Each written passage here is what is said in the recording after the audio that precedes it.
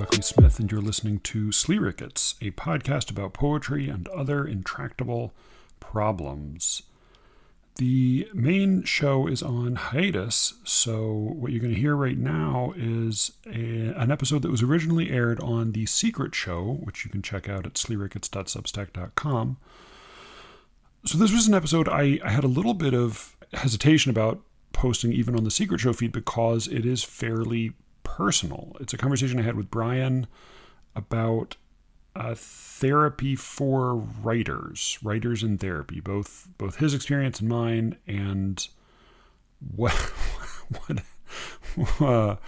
and in the course of it, he sort of does therapy. He does writer therapy on me, basically.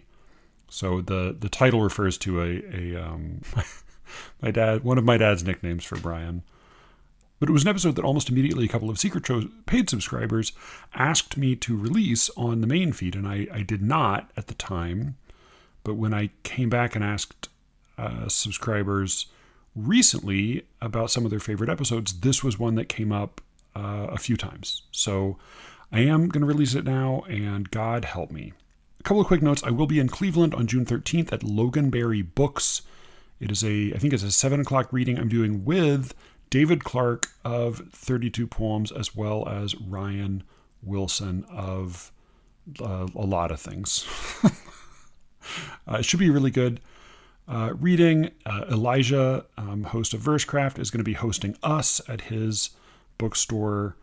And I think we're going to have a few Midwesternish SLEERICKETS listeners coming in from the surrounding areas. So possibly Ethan, Brian Broger, and I actually spoke to Katie Hartsock, and she might come in. She also promises there is a very good dive bar nearby, so that will probably be calling our name afterward.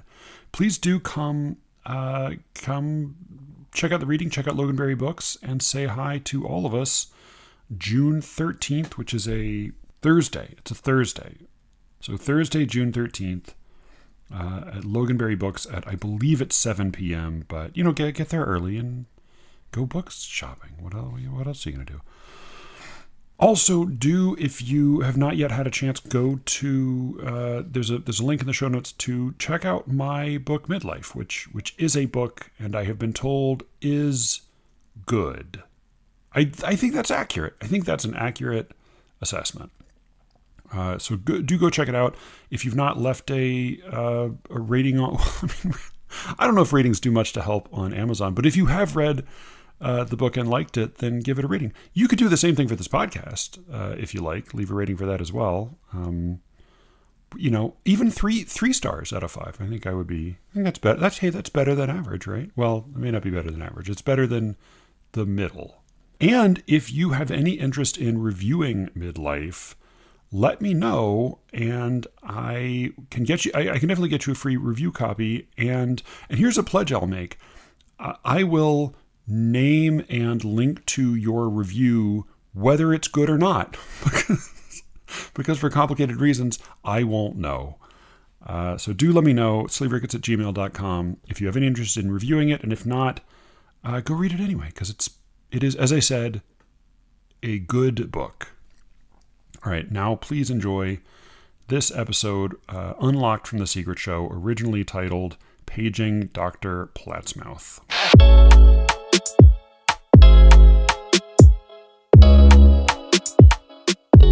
I've started seeing a therapist primarily about book-related stuff because there's no one I can really comfortably talk to who understands the ins and outs of this. So I found a writer who wrote for The Atlantic and published 2 books and then became a therapist.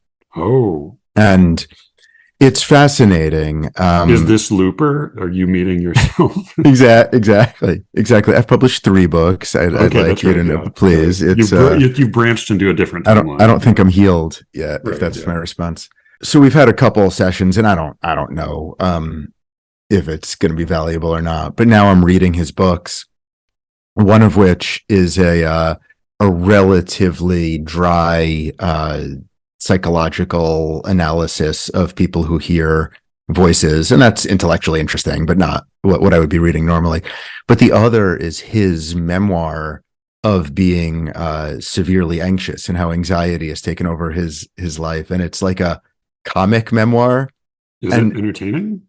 yeah, I mean, it's a Okay. totally like a good for the genre Yeah, yeah, yeah. book, but it's confusing the degree to which like one is or isn't supposed to know one's therapist, and like everybody's Googleable, so that's changed things to some extent. But like having published a like raw account of his own psychological difficulties, Yeah. he, he is now helping others, which is both like lovely, and you wonder like, is that somebody uniquely suited to do the job or somebody who shouldn't, and how much is healthy for me to know about him? And now when I'm thinking about myself, I have the urge to say, well, like just like Right. you went and had that similar, and I'm not saying that, and I haven't told him I read the book yet, but I guess I probably should. I But mean, I it's a feel like funny we're funny entering dynamic. the like oft speculated about by stand-up comedians future in which like everybody's humiliating nudes are online and you just like nobody there's just like no Right. it's like what was the Gary Steinbart book where everyone wears like see-through jeans like there's no like there's no dignity to be found anywhere. I read the Russian Debutante's Handbook, which was I think his first book, and I thought it was like okay, and then Yeah. a lot of people really really loved it, so I decided that I hated him, because I'm I'm a crazy person. Yeah. So is that Super Sad Love Super Sad Story? True Love Story. True Yeah, Love that's the Story? Is only that one. the That's the one? only one I've read. I enjoyed it. Yeah. I thought it was How is it? entertaining. It's good. Yeah, I Yeah. liked it. I Mhm. don't know. Yeah, it just seemed like a nightmarishly plausible future dystopia that was secretly just like a very naked self-portrait of like a romance gone wrong. But Right. it seemed like a very close literal autobiography just set in a weird future. Right.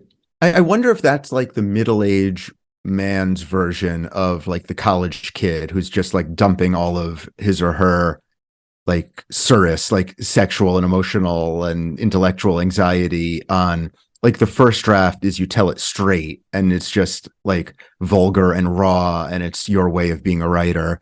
And then you become a middle-aged man and you're like, well, what if it's an intellectual experiment? But it's still just like the same thing of, But it's dumping it's the Hunger your Games, but anxiety. Exactly. yeah. Exactly. But Right. nothing exciting happens and no one tries to break out of the system and nobody dies. It's Yeah, I think that's maybe right. I mean, I do like having reached this age, I now do have like a perverse literary fear of like, oh no, I hope I don't have a passionate doomed affair with a 24-year-old that I then feel compelled to write about. Like, oh no, don't let me become that person. then feel compelled to write about is the problem. It's the Right. I did. So I like I have like think of like fun Brian questions, but I only have like weird, depressing Brian questions. bring it. Yeah. We haven't done it for a while. I like the weird, depressing Brian questions. And then if you want, we can talk about whether or not books should be banned. I think I come down Oh strongly on the man. yes, they should be, but we'll And talk about yeah, why. and I accidentally poisoned my own. I was gonna like try to report my daughter's take, but then I already pre-poisoned her, so it was useless. So one like when you go into the TMS place, and we talked briefly about this, which I'm sure I will cut most, but like I'm doing a weird mental health treatment thing, but like it's like God long bless. and boring.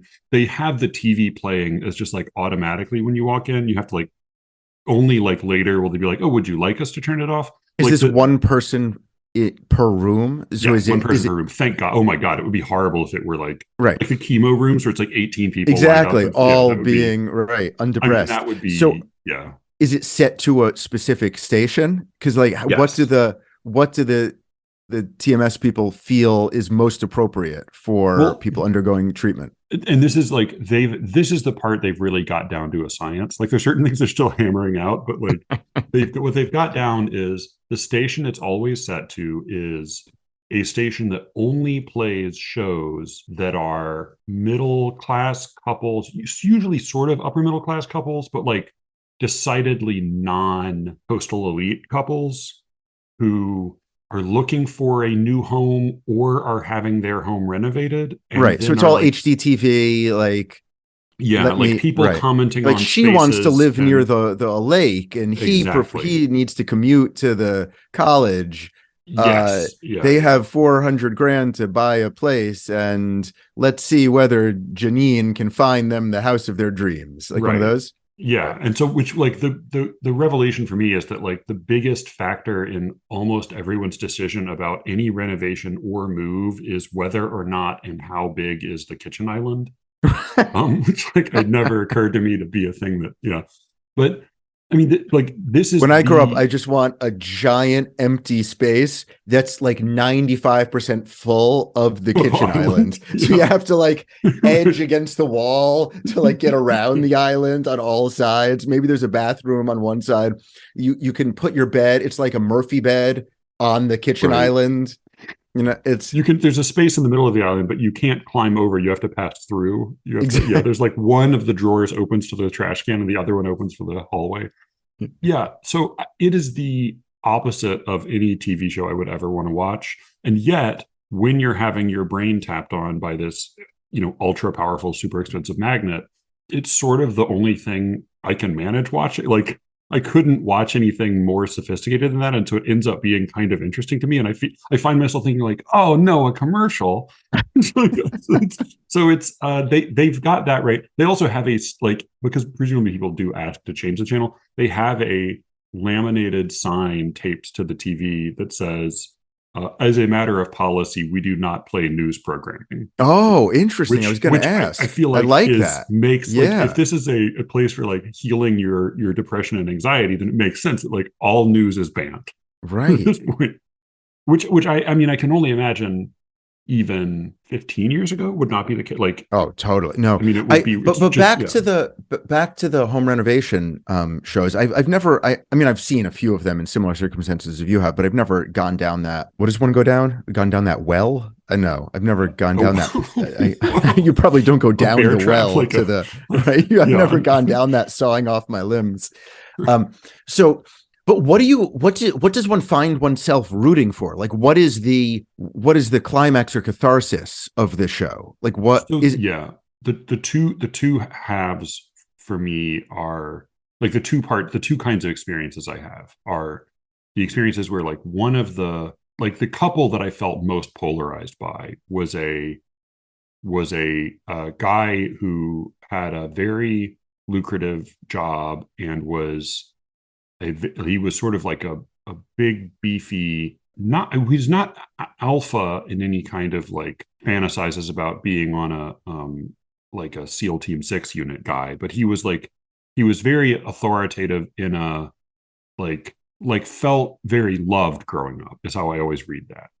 Like, which is like, I felt love growing up, but like there's a certain kind of like unquestioned sense of self-worth that I always feel sort of like alienated by when I meet right? So people like your that. point is less about how he felt growing up, but now he feels sort of worthy of every new person he meets love, like or Yeah, approval. like when I see t-shirts that say like God give me the confidence of a mediocre white man, I always feel like, wow, like I don't know, does that, Right. then I see this guy and I'm like, oh, that guy, oh, Yeah. okay. Yeah. Right. I'm with you. You All right. know, So he's the husband. yeah, he's the husband and he has a very lucrative job, and his priorities are, he wants a house that is very big and very far away from everything, so you have to drive everywhere to get to it, and has a lot of parking, and has some old fashioned design elements, and needs a lot of work. like, like he literally, one of his objections to one of the places was like, I really don't see anything. This place really doesn't need any sweat equity. Like, I don't really see anything that needs But oh, is improving that? here. But that's always presented insofar as you'll get a worse deal if you get a place that doesn't need a lot of work. Well, that, I Because mean, the that was truth not is how he probably just presented that, it. like, oh, Yeah, really? that was not Oh, how he presented it. Like, it's that and he they had a just wants to relatively work on his high budget house. for at least for the region it seemed to be in. Right. He like hit the way he. I mean, that is also true, but like the way he presented it was like, I want something that I need to be working on. And why did he want it to be so far away from everything else? Because he that was not explained. Okay. He just And liked this it is to be while you're far. getting the heavy magnets on your brain that you're Yes. okay. Which is so this was This is I what your peaked takeaway, out. at least. Right. I I couldn't think understand. beyond this level. Right. And then his wife was a like struggling wedding photographer slash artist who wanted to live in the city and didn't want to have didn't and like they had just finished a major kitchen renovation in their old place, and so she didn't want to have the house be under renovation, And she didn't and want any available parking near her house. she wanted she wanted to be able to walk places. So she wanted the exact opposite of what he wanted, and then the show was just watching them ultimately decide to do what he wanted. No. And so like that was my one kind of experience where like that was the most extreme version, but like a lot of them were just that happening, and it And was does like, oh, anybody point that out, or is it a well, passive? no, I Is mean it it's always sort of sliced up into like, well, they did get a place that had some sidewalks nearby. It's like, right? okay, Right. sure. And she can have a like oh, and the other thing, she really wanted an office, and so the one place they ended up deciding to get an office, like there's no office, but there's a very large stair landing, and they're going to have his father come live with them for several months to build walls to make it into a room, and that will be her studio. Right. So that's her. Um, That's what she got from the compromise. yes, to So live with his marital. father for a long time and have both of them be working on the house a lot while she doesn't have anywhere to work. So one of the pleasures of watching these programs is just like marital abuse. Like you get to see. Yeah, and like you go, I mean, to me, it's like you walk in and you like it's like my theory about presidential elections, which is like the person who has been paying the least attention will be able to predict that the result most accurately. It And so makes like sense. walking, it was like every single time I was like, oh, the person who makes more money will get what he wants. Like that's what the result will be. But then the other kind of couple is the couple where they like the guy comes in and he's like, I don't see any crown molding here. And I just like those are the couples where I think like, oh my God, like I live in a dorm room. Like I don't like Right. my whole like it makes me very aware of how little I do to make the physical reality around me be organized and presentable and respectable. And like it just like the thought that it made me have was so like a very basic observation about any kind of human labor is that what you're all you're really doing is you're like taking chaos and you're creating order, Sure. whether you're like doing data entry or you're building a fence or whatever. You're like you're creating some kind of order. And and I thought like so the thought is like, well, if you never do any work, then you don't create a lot of order.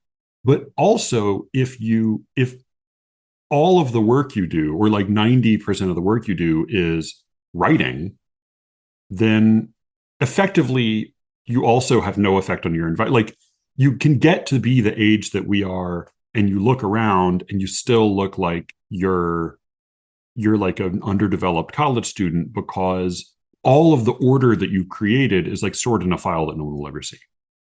And so like when I and part of it is I think because like this is true for like people who work office jobs but then come home, but then like the difference is that like writing, the kind of writing we do is both, as Alan Tate says, is like it's both work and leisure.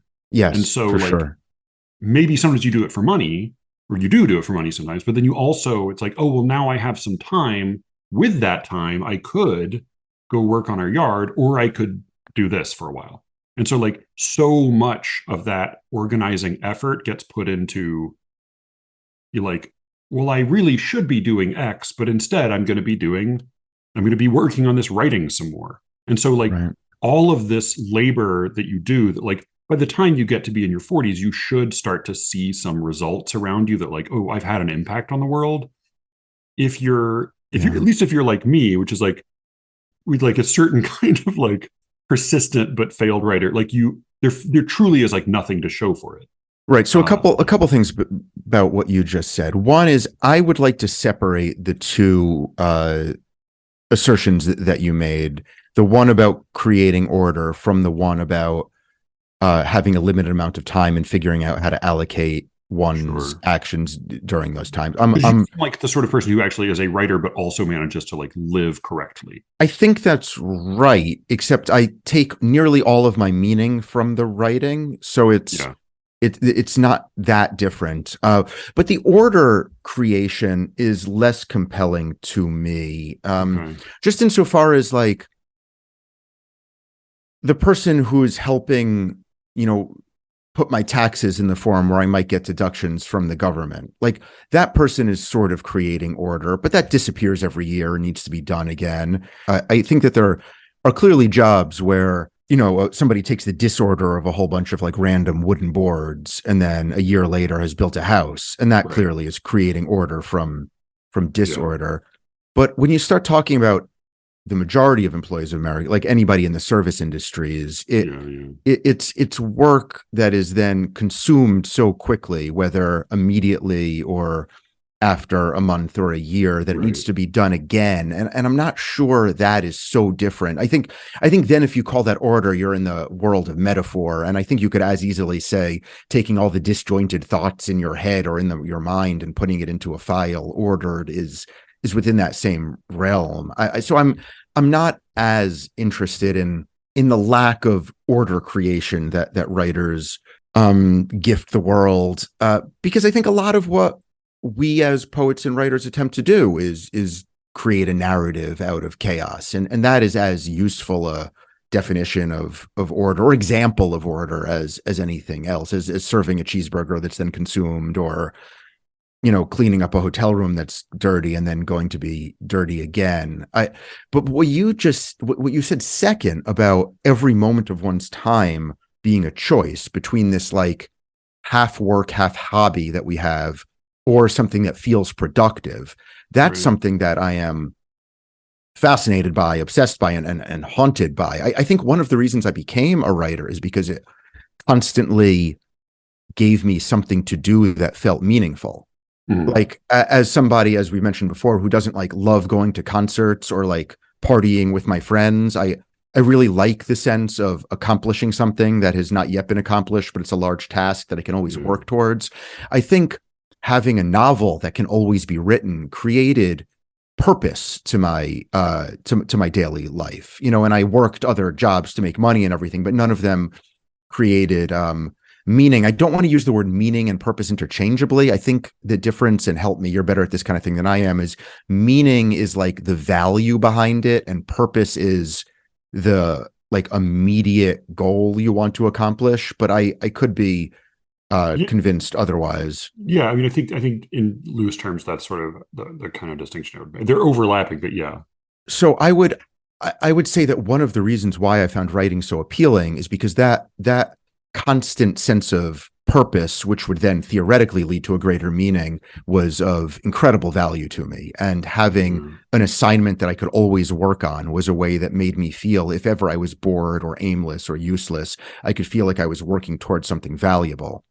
That in one's middle age gets incredibly complicated if one realizes that, oh shit, I'm not publishable anymore. And I don't know whether Right. that's the case for me or not. You know, my book's about to go out, and we'll see whether I get lucky or Yeah. unlucky. But one of my fears is that what has felt meaningful because of that possibility that it's going to be a work of art out in the world that could potentially lead to Yeah. money, or at least recognition or readership, or something along those lines.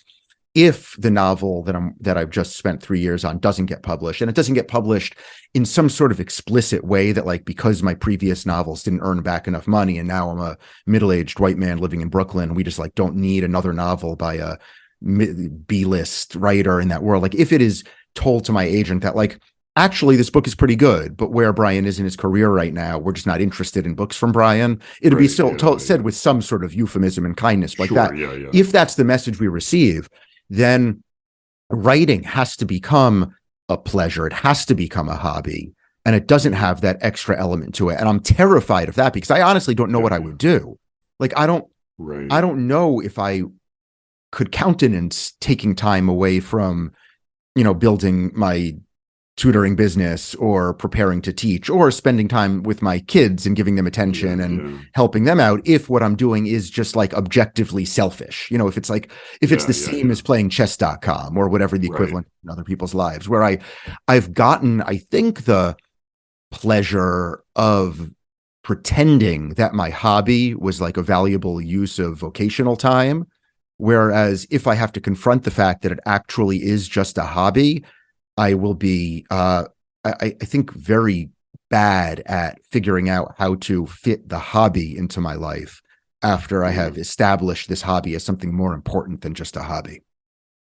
I both don't want you to have that reckoning because I don't think there is a lot of hope on the other side of it. And then like my diabolical side does want you to, because then I can say like, welcome. This is like Right. this is what I've been doing all this time. No, totally. I mean, Yeah. but going back to the wonderful episode you had with the fellow who writes about how all writers think himself as of themselves as failures, from Melville on, which I did find bracing and helpful. I think you feel like I'd be welcome to your universe, but there's so many people who would love to have your career, and who would there are so many people who would, you've published a book of poetry, you're teaching, you have other, potential, you have publications all over the place, you have relationships with people who, like, there is always somebody who is jealous of the people complaining that their career is not what they want it to be, which is one of my takeaways from that conversation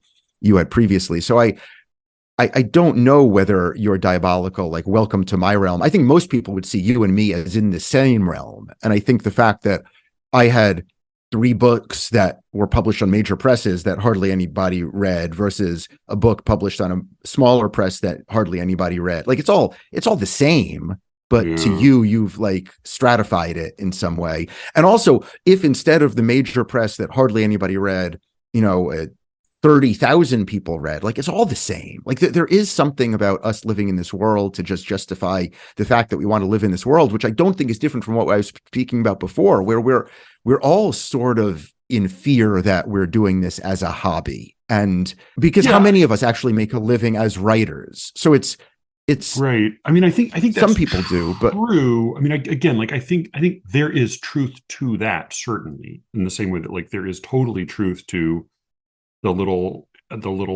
episode that begins Marcia's book, where like the kid writer who's like has just gotten his first story rejected from everywhere, is sort of like walked up the same scale of failure to Philip Roth, who has the same feeling. And like, there's totally truth to that. And like, we'd feel the same disappointment, and we feel the same self-loathing, and blah, blah, blah. But like, that's also true in the sense that, like, hey, you know what? Income is a spectrum. No.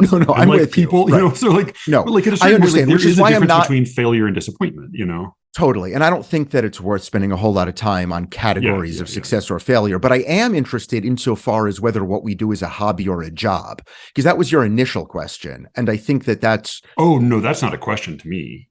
Like, it's just a hobby? I think that is a live question for you. I don't think it's a question for me. So like, you feel a pang of selfishness?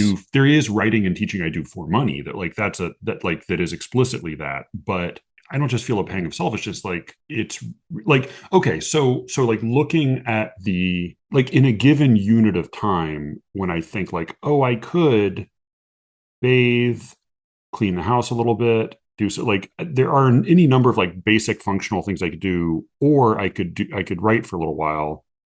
I very often choose writing. And like, I think I mentioned like the first episode of this podcast, like the obvious parallel is drug addiction. Like, because there are certain drugs where like taking them fucks up your body, but then there are other drugs where like the way they ruin your life is that you don't do anything else. Right. You just do. And that. like so like when like writing becomes a vehicle for fundamental like life negligence, then I think like it's like like my dad will say like, oh, you should think about like how you choose which furniture to have in your house. And I'm like, well, sure. Like, it's not that I wouldn't have opinions about that, but like, what are we doing here? Like, what are we like?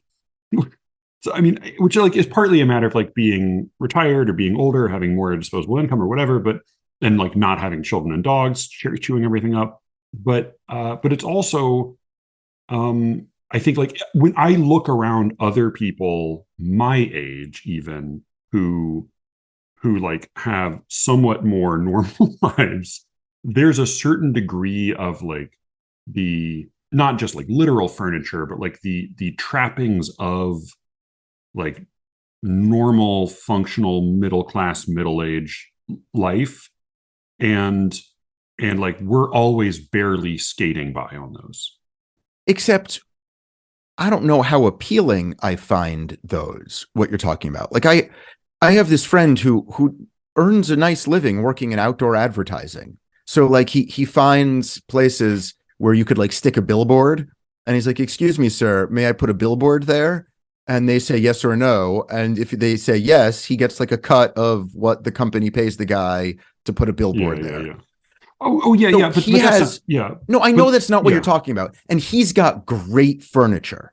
yeah, You know, like, and he on his weekends, he and his wife, they go antiquing, you know, like they're our parents, or like what I yeah, imagine yeah, my yeah. parents did. And like, they're just like, he's just like a jackass I grew up with, but now he's like really into, you know, like the love seat that will go along with the chaise lounge. And like, and this is what they do.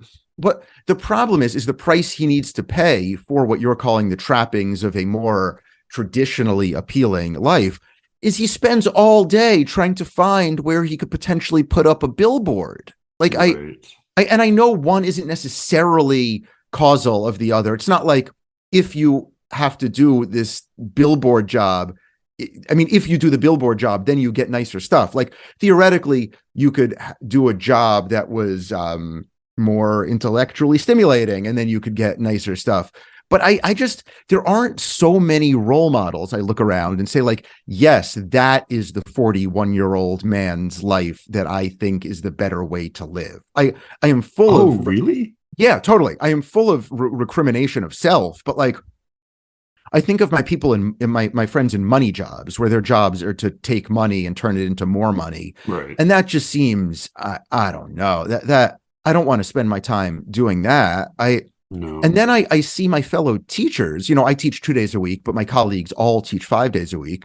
And they're obsessed with the little machinations of the gossip in the Oh school where we God. teach, Oh and God. who's Kid gossip. Oh saying my. what, Yeah. and the kids, and who's friends with whom, and who's going to be applying for what dean job. And just like, Yeah. I just don't, there isn't a world that I look at, and I am, and I think like that's the better way to play adult.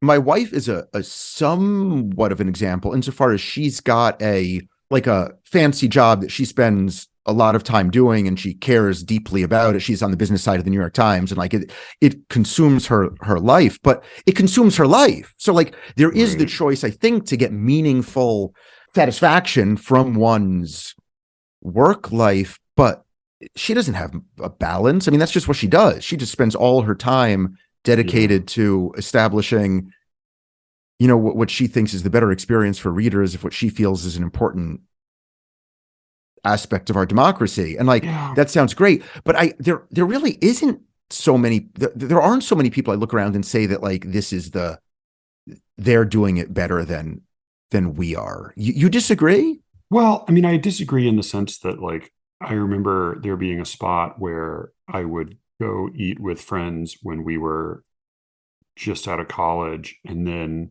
would go outside to smoke, and would stand, and like the window we were standing in front of was like, there's the restaurant, and then right next to the restaurant is like a bunch of people right pushed up to the window on treadmills doing like their workout.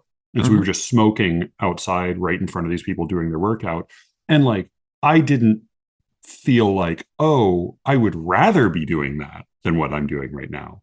But I definitely thought like, God thinks that's better than what I'm doing. Like Yeah, and this God is objectively, right. that's better. Yeah, I mean, it's sure. better to work out than to smoke cigarettes. I Yeah. think that's right. But we are, but that's why we go back to what I labeled, you know, purpose leading towards meaning. Like, I don't know a lot of people have figured that out any better than you have. Figured out the Like smoking you part. wake What do you? up and there's no, you definitely shouldn't smoke, and you should work Yeah. out.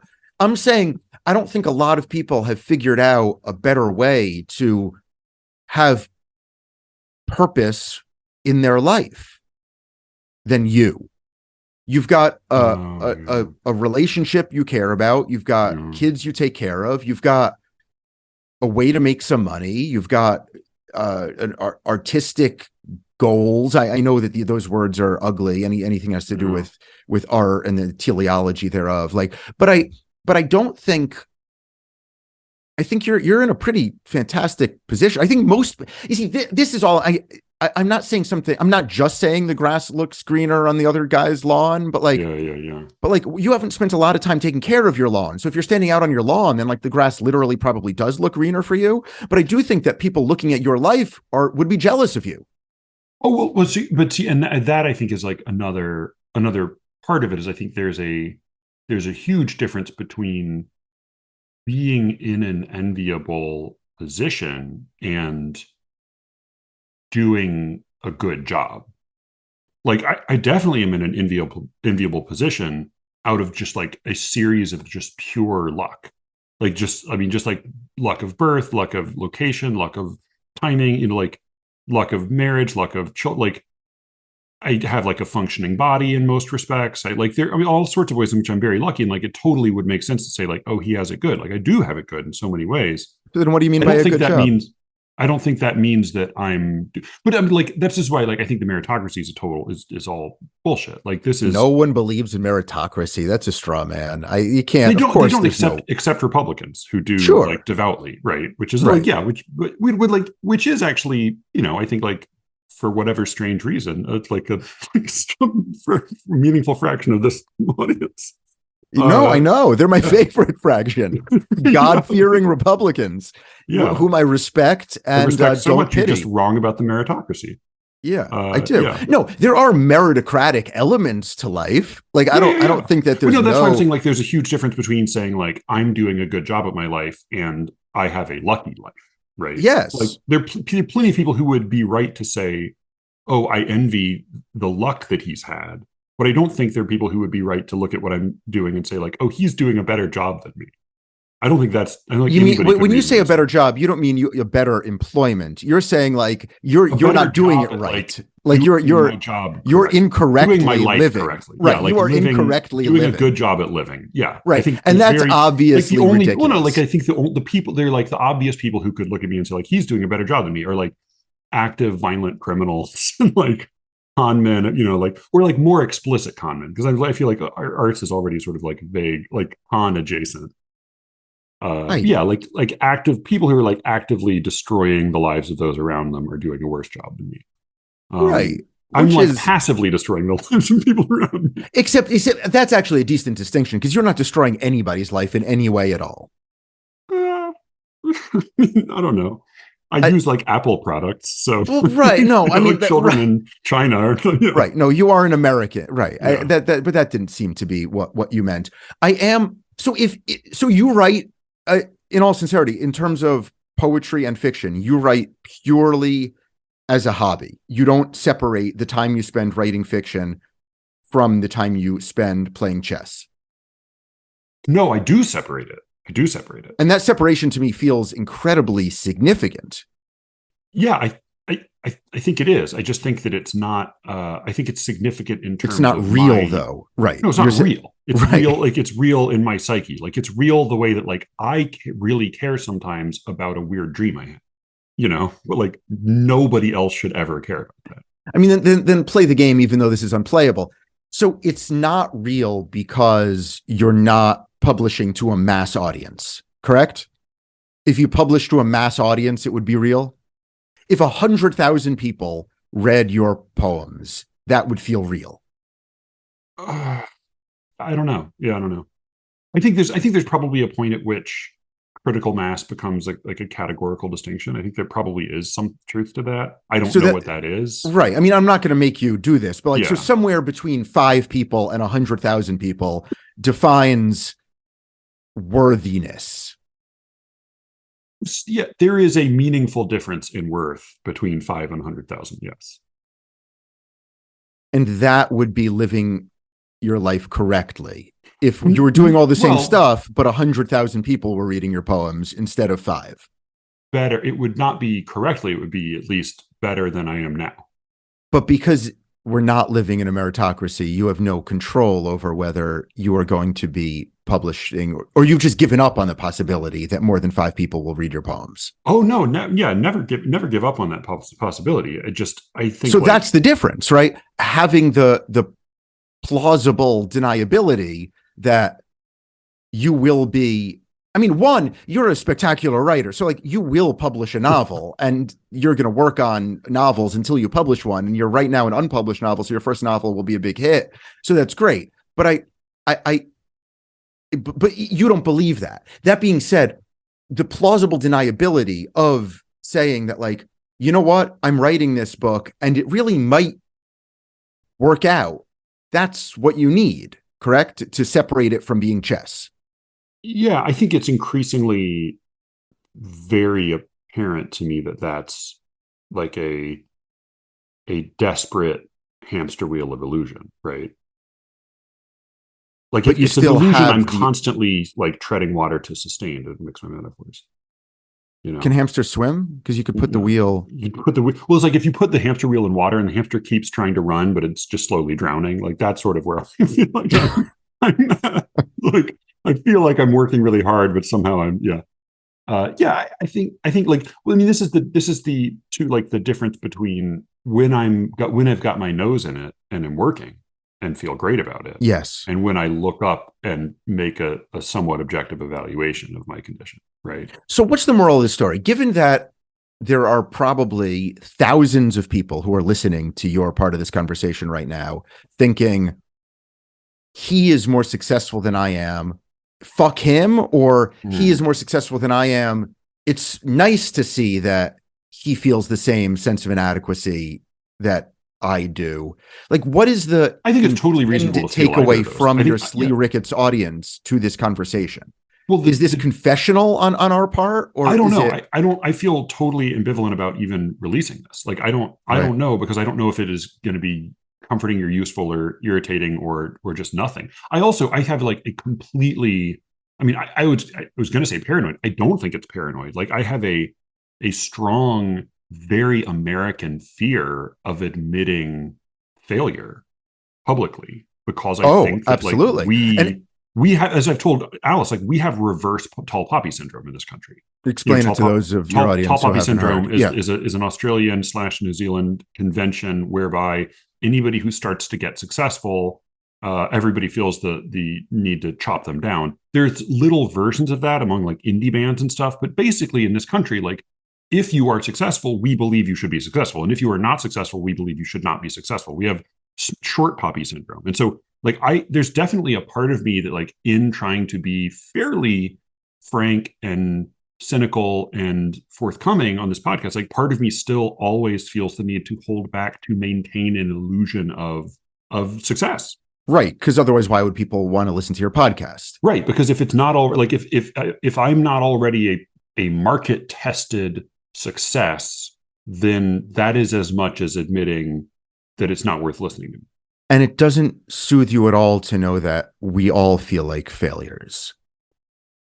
No, everybody. No, because I think like I mean, I guess like maybe like my experience with depression and being surrounded by a lot of other depressed people has been like the suspicion that you're a failure is like, in a way, I think like imposter syndrome. People talk about imposter syndrome. Yeah, of course. I think imposter syndrome is an almost useless idea, because it's sort of like matter and antimatter. Like imposter syndrome is almost like complementarily like in an Escher like tesseract. Like, what's the term for that? Is it tesseract or whatever the thing where they tessellation? Like in an Escher like way, it almost perfectly lines up with what I think of as like inverse imposter syndrome, which is like when you are an imposter, but everyone around you tells you have imposter syndrome. Right. So you think like, oh, actually, some Mobius strip thing. Here. Right. Like, I think like it's so I think like your opinion about how you're doing is that you feel bad about something doesn't mean you are worse off than someone else. Right. Like that was what I wanted to interject to the conversation that you were having about how all artists feel like failures. Like, the fact that Philip Roth feels like a failure doesn't mean that I am the same as Philip Roth. Sure. It means that Philip Roth is wrong, that his sense of self-assessment Right. is wrong. Yeah.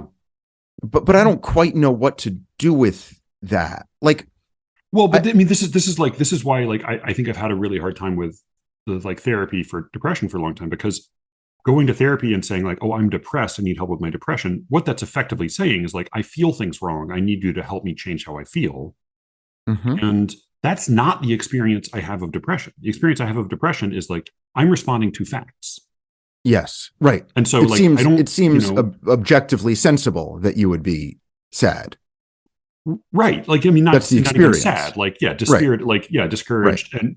And I think like the brutal experience I had with this most recent therapist was saying like, well, I found a more specific like, you know, a cognitive psychological problem that maybe you can help me address instead of trying to bring you my like factual problems. And that is that like, I feel like I sort of need to regain my sense of confidence in my writing. And his response was like, oh, well, the best way to do that is to acknowledge that actually the way you feel right now is accurate, and you should just accept that and feel, and stop trying to wish that you were like, accept that your current assessment of yourself is a truthful one, and then forgive yourself for not being very good. Right. Well, that sounds like terrible advice for a couple of reasons. One, because he has no idea how good you are as a writer. And two, Yeah. your ability to write is not really correlated to what would make you feel better about your ability to write. So No. you are you are an excellent writer. I've read your work. You are a much better writer than a lot of very successful writers. So it's not, you're wrong when it comes to that sense of self-doubt, but you're right in that you don't have any muscle to force your good writing into successful writing.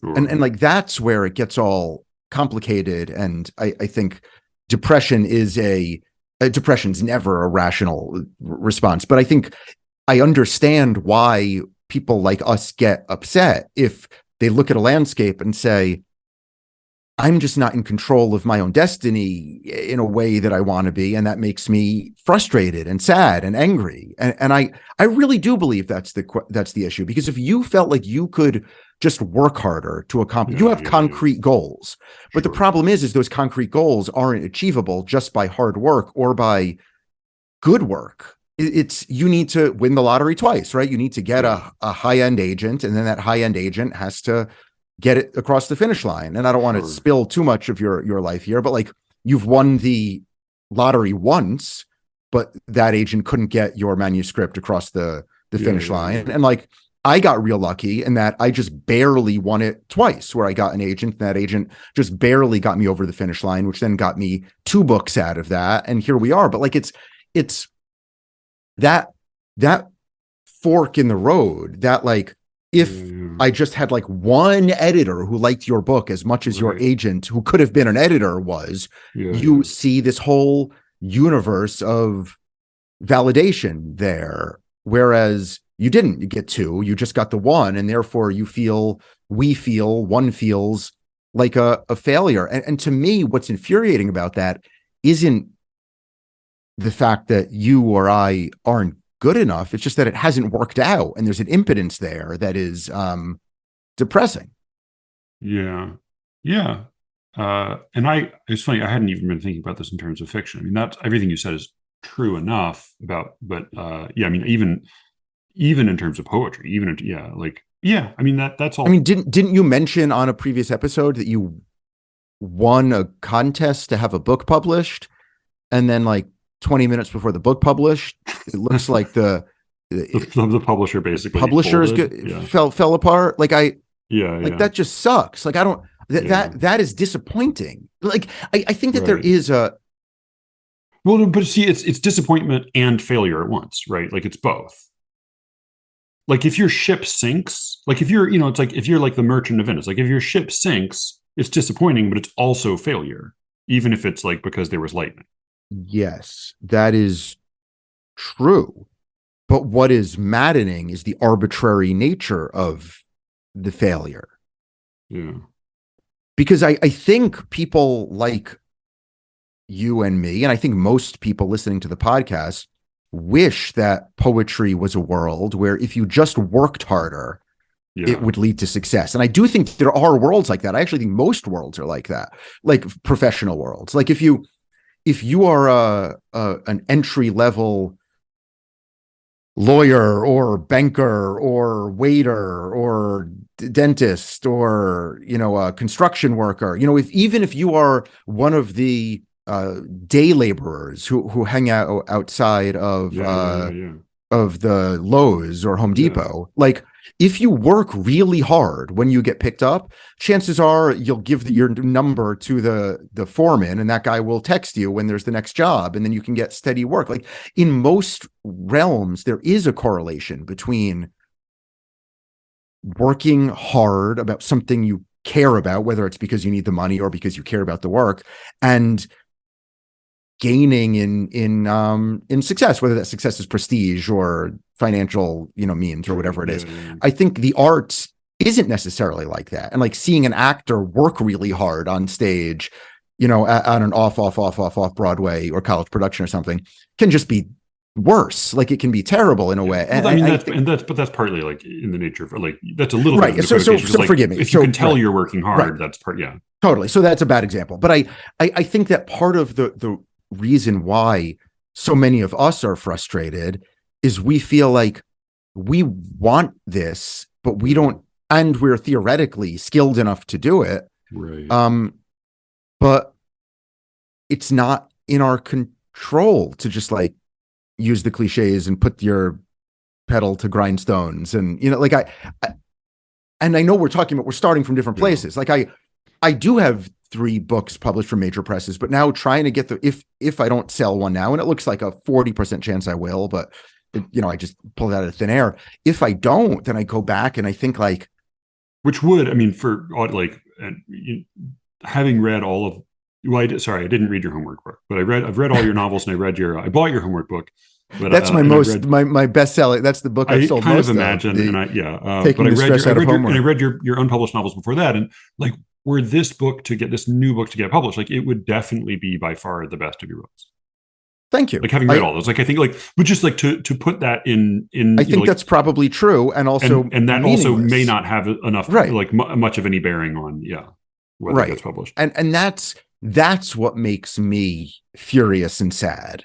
Yeah. Just the arbitrary nature of it and my inability to will anything over a finish line. And then looking at the next, 40 years of my life is like, other than my kids, how do I have purpose in waking up and doing stuff? And if it's not with a possibility of publishing my writing, I'm just writing fake stories for myself. And I don't know how I'm going to stomach that. Yeah, I don't know. I mean, that's, this is where I am. And that's why, like, I'm hoping this TMS thing works.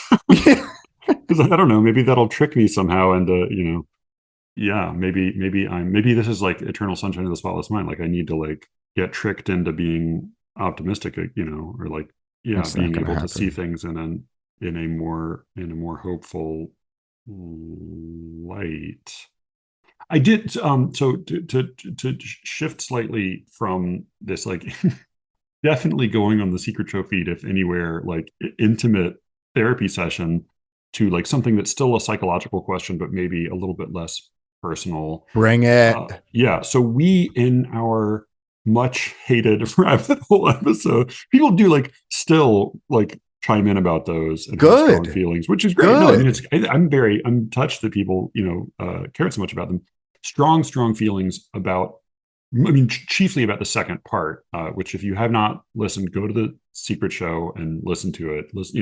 Subscribe to the Secret Show or just listen to for free for a week and check out the rabbit hole part 2. If you want to get angry, no matter what you believe, something in it will make you angry. Isn't it just that I offend people though? I mean, is it really no matter what you believe, or is it just if you believe in things? I think, well, no, but because I think also there were people who thought you went easy on me. Oh, true. All right. Yeah. That's fair. So, and like, to be clear, like neither of us believes in things. Right. But like, we both managed to, Right. But I was insulting your friend and you were defending him. So Yeah. in that, in part, much of the conflict there boiled down to a question of like whether it is acceptable, tolerable, morally, worthwhile or whatever to have pity on someone, specifically when that person doesn't particularly have pity on himself. Yes, exactly. Yeah. And I think we did a good job of boiling it down to the fact that yes, Christians, Christians, as manifested by the writer of the article we discussed, pitied their Jewish neighbors, right, or their disbelieving neighbors. And you made it very specifically Jewish, but I think it was more broadly like people who don't believe in God. Right. Because this was about Leah Party, even. Okay, great. So just to summarize, and thank you for correcting me, Christians who pity their disbelieving anti-Semitic article that was with a large swastika at the top of the. Was it Himmler who wrote it? I forget. I knew it was was it Goebbels? The writer whom you were defending was saying how he pitied disbelievers. And I was saying that attitude is belittling, patronizing swill. Yes. So this, to me, like you were very, you resisted very strongly the idea that like that it was like tolerable to hear people say they pitied you if you didn't pity yourself. That, yes. Like this, you were very put off by this. And I think my response was like, at least in the way in which it was framed, which I think, there are people could have put that in a number of different ways. But like the way it was framed by Ryan, I thought I had a lot of sympathy with, because he was specifically talking about like the pain of like not having a belief in God, which like is something I actually experience as pain, but plenty of people who don't believe in God don't. And I was not. Oh, you're revving me up with this. I can feel my blood is starting to. I was not offended by that, so. and then you and I sort of clashed a lot about it. But yes. but recently I had an off mic exchange with Elijah, and I won't try to speak too much for him, but I think he's spoken pretty publicly about most of this kind of stuff, in which he talked about pity. And I won't try to paraphrase what he was saying, because we were having an argument, I think, about plays, about specific tragedies, but a distinction arose in that conversation that like really changed the way I thought about this. That's exciting. Which is that he was talking about pity in a particular sense that did not involve, that it was basically mere pity. Like when you look at someone else and you say, that is suffering, I feel bad that you are suffering, but there is no element of, oh God, I sense myself in your shoes. This could happen to me. I could be on the hook in the same way, even if it's not the same circumstances. Basically, I think the distinction we were talking about in one particular case was Oedipus. And like when I like watch Oedipus, and in particular, I actually like the deepest empathy I feel is the moment when Jocasta realizes that Oedipus is her son, and also sees that like in his fit of like truth seeking fury, he's about to like destroy his own life and the lives of everyone around him. Yes. And she sees the truth and sees that she has actually married her son, who killed his father, her husband, and fathered children, like had children with him. She sees all this, and she still tries to prevent him from seeing the truth. Because like as horrible as the truth is, as horrible as like her understanding of the truth is, it would be better still to let it lie and just keep living their lives. And like there's this moment of agony that I see in her, and I totally feel for that. Like I not because I have ever married my son, not because not because any of the experiences in the play are experiences I've had, but like I can understand that moment of like not wanting to have to reckon publicly with the truth, and sort of wishing that you could just suffocate it again. And even with Oedipus, I can feel for the things that he goes through without ever thinking I will find myself in those shoes. Whereas I think Elijah's suggestion was that his experience of pity is sort of pure pity, where it's purely like it is at arm's length. It is purely the other person's experience. I don't in any way feel on the hook. I don't feel like this could happen to me, or like mutatis mutandis. Like we're all in the same boat. if there's no element of that, I think that kind of pity, that like pure arm's length pity that has no element of like, I'm in your shoes too, to some extent, I find that pity sort of repugnant.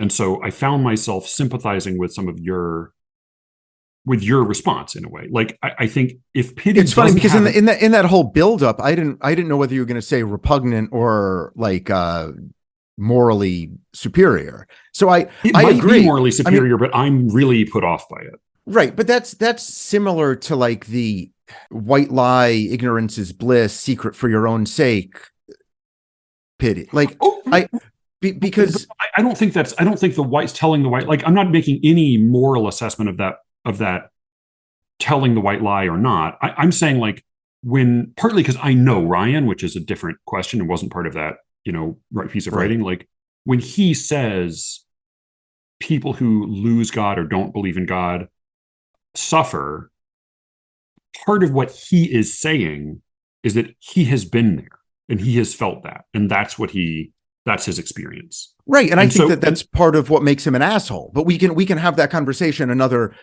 time. I am agreeing with you that a pure unempathy, the farther away one moves from empathy, the less pity is tolerable. I think a truly empathetic pitying isn't really pitying so much as just, I mean, that's sort of what the word empathy means, right? Like if I am suffering because I see somebody else suffering, I think that is lovely shared humanity. It's when I separate myself from the person, say that person doesn't realize what that person is missing or is suffering or doesn't have. I realize it, and therefore I pity that person. That's when I think that type of pity is top dogsmanship, right? Is like, isn't there? I mean, well, yeah. I mean, I guess I feel like there, and I don't want to rehash our whole conversation. I do feel like there are slightly different degrees of like, because I mean, I know just like dealing with like chronic health problems. There are plenty of things where like one goes about one's life saying like, well, I'm 40. This is what it feels like to be 40. And then like you see a doctor and the doctor's like, holy shit, what has been like I can't believe you've been living with this. Like where there is suffering that's sort of unacknowledged suffering, or it's undigested suffering. And like that there is something there. There's also an insufferably snotty, I think of as like Buddhist version of that, which is like, your problem is that you want things at all. I know. Like that, I can't right. Your problem is that you don't want to be in terrible pain, right? You want not to be in terrible pain. No, except that that pain is just a state of pain is part of pain is life. You're not even there's not even a you who feels this. You're just a state of that I find intolerable. But I guess like your wife died, but you're suffering because you wanted your wife too badly. God. Why did you wish her not to die? No, that's horrible. But I guess like what was eye-opening to me was that I think I had always like priced into pity a certain degree of empathy or like feeling on the hook oneself. And I don't know if that's because I'm like mixing up pity with something else, right? No, that's actually we just have different definitions of what pity is. No, but that is useful, I think, in a way that I wasn't giving you credit for earlier, because I think inherent in what I was reacting to with so much vehemence in that conversation was the separation between the pitier and the object of pity, and that's what seems to be the big problem to me, that when somebody says like that person is suffering, I am not, and therefore I pity that person, that is an emotion that I find very unbecoming. Whereas somebody saying like I've lost a child and somebody else is losing a child, like has lost a child, and I feel so bad for that person. No, but that doesn't really fit into what I was saying, because that person knows that person is suffering. I go back to my initial differentiation, where if somebody does not think that he or she is suffering, then I don't think it is acceptable to pity that person. Yeah, I think I think my sense of pity is probably activated by the perception of suffering. Like I think I don't have like even whether or not I like I mean, if conceive someone's of like the vomiting blood and weeping, but saying like, I feel good, don't worry about me. well, no, I guess, You yeah. I mean, like if I see something that to me, I think like if I were in that position, I would be suffering, then that activates my. I mean, again, like I'm not sure if I'm just conflating pity with empathy. Like I'm not right, sure I'm making a right, meaningful distinction between those two things. But if I see somebody else and I think if I were in that position, I would be suffering, then I feel something that you could call pity. right. Because I'm cool with Yeah, empathy. I just don't like pity. And I yeah, yeah. wonder if But that's I really think the it's like core of our it's the distinction. perception of suffering that I like. There's certainly people who don't seem to be suffering and yet are living in a condition I would not want to live in. And I don't, what I feel toward them is not pity, it's something else. Right, But I think like when I feel that pang, it's always in response to perceived suffering in someone else. right. And that I am always cool with. Like Yeah. that just seems humane. That Yeah. seems Yeah. kind. I think the place where I was pointing to is, and thank you for helping me make my language more precise, is Yeah. when the person himself or herself doesn't perceive that suffering. Who am I to map that suffering Yeah. upon Yeah. the Yeah. person? There is, and again, like we can't go back down the rabbit hole, but like there is a thing that it's not that pang, it's not that kind of empathy, pity, whatever. But there is like when I am in a like when I'm in a fast food restaurant or something, like some I'm clearly doing something unhealthy myself. But like when I see like a like toddler drinking a baby bottle full Yeah, of Coca-Cola, yeah, I think yeah, like there's a thing I feel there that is it's not like anger at the parents and it's not like oh you poor thing in the sense that you are currently suffering. It's like this is not going to be good. Like this is yeah. like I think this like because I think this probably suggests other things and I think like this is not like there are problems here and Right. I think adding children to it complicates it a lot. Where I could find all sorts of situations where I would feel a pang for kids. yeah, Like yeah, like a kid who's, 9 years old and like doing manual labor out in right, yeah, somewhere, yeah, yeah, yeah, who doesn't, maybe is cool with it because like he's doing the manual labor with a friend, right, yeah, but yeah, like, and isn't upset in that moment. But I do see like, like that's, yeah, this isn't gonna work out like right. that. There is a patronizing, but I think like etymologically patronize, like there is It's like I like am paternalistic. Yeah, exactly like yeah, I am wiser than that child and I understand the yeah, cause and effects, and like you sucking on a baby bottle full of highly sugared yeah, caffeinated yeah. beverage now is going to like means you've been going to do it a lot, and it's going to lead to all sorts of things. It's Like also your a yeah, sign like that of your adult teeth are going to be getting right, there's damaged going to under be the gums, diabetes, and there's going to yeah, be, and also you didn't do anything to right, yeah, yeah. ask for this Maybe future that's actually suffering. like a kind of like metaphysical empathy because like what you're the feeling is almost the feeling of like when I see that kid, I think of myself being a father to my kids, and I think I want to like I feel Right, the feeling of being a parent and wanting to help. right. I think that the harder uh, thought experiment, which you didn't ask, which I didn't know how I was going to answer, is the guy who's clearly many times a week goes and has his, like two Big Macs and an extra large fries and a giant soda and is sitting there by himself enjoying that meal. Do you feel Yeah. any pity or sympathy or empathy towards that person? You don't feel empathy because you haven't been there. No. I mean, a Pity, bit, but like to the degree to which I guess, like to the degree to which I would feel any kind of pity or empathy, I would feel it in so far as I have all my own bad, unhealthy habits. And like, I right. feel I that kind of connection and that, I mean, the right. same way that like when a guy outside the grocery store tells me a story about needing to buy Gatorade for his kids and like, like, I don't think he has kids, like, but I give him some Right. money and I feel Right. bad, but like, I mean, partly it's a feeling of like, well, I know if I were asking somebody for money in this way, like things would be bad and I would have all sorts of bad feelings about it. And like, I wish him well. And like, I know this isn't probably really actually helping him, but like, I don't know. I Right. feel like, yeah, I just feel like a bunch of complicated bad feelings. Right. And maybe that is something more akin to the pity that I was criticizing Ryan for articulating. Like, Probably. Yeah. Except that person who's lying to get money, saying the kid, like that person's not happy, right? Oh no, Like, no, is that it? person, like, yeah, like that person. I Can't be think that's the happy. big difference. Like that. Yeah.